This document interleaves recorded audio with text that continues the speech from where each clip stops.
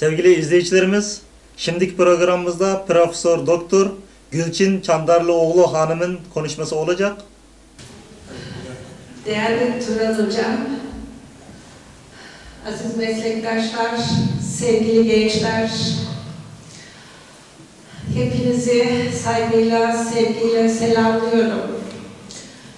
Ben 1962 yılında İsa Bey'i tanımak kısmet oldu.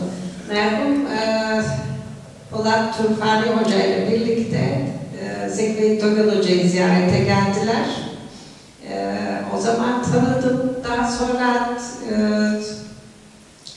Polat Bey bizim Çince hocamız oldu. Burada onu da anılmasını arzu ettim. Kendisi hem Doğu Türkistan'dayken hem de İstanbul'da İsa Bey'in en yakını ve resmi sekreterliğini yapmış bir kişiydi. 1970 yılından 95'e 25 yılda Ataköy'de komşu olarak yaşadık. Ve bana da onların manevi kızları olma nasip oldu.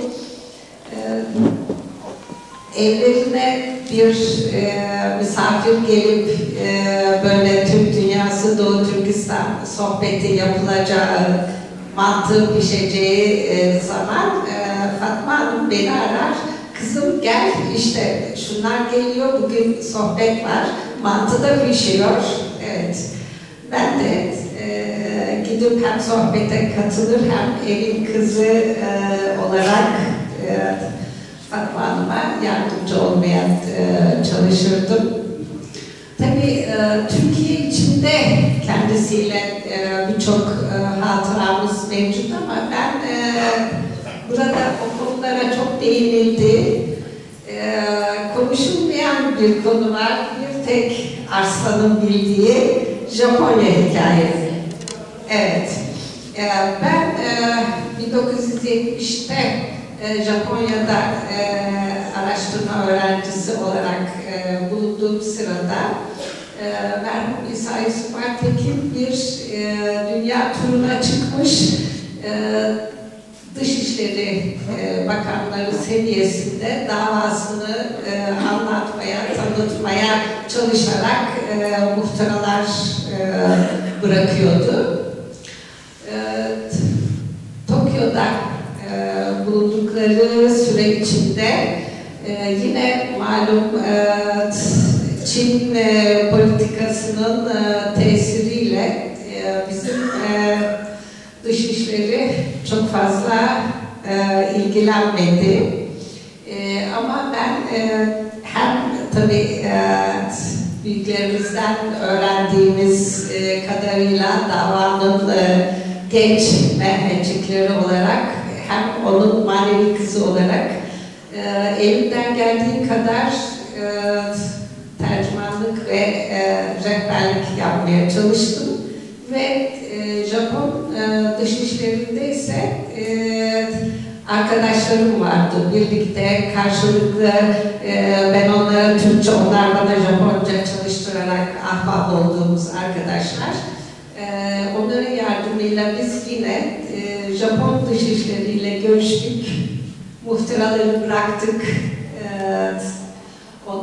İsa Bey'in arzusunu yerine getirdik. Asıl vurgulamak istediğim başka bir nokta. Bu sırada Chiang Kai-shek hala Formosa'da Cumhurbaşkanı hayatta, görev başında. Kendisine gene mektup yazıyor, haber gönderiyor. İşte Komünist Çin'e karşı birlikte çalışalım, davamızı birlikte anlatalım şeklinde. İşte Formosa'ya da gel, beraber çalışalım. İsa Bey cevap olarak diyor ki, tamam çalışalım ama bu işi başardıktan sonra siz Doğu Türkistan'a istiklal verecek misiniz? Tabii bu Çankay Şek'in yapamayacağı bir şey. Politik cevaplarla geçiştirmeye çalışıyor. Ama İsa Bey tabii kesin cevap almadığı için de kendisi Taipei davetini kabul etmedi ve gitmedi o zaman. Evet, hepinize saygıyla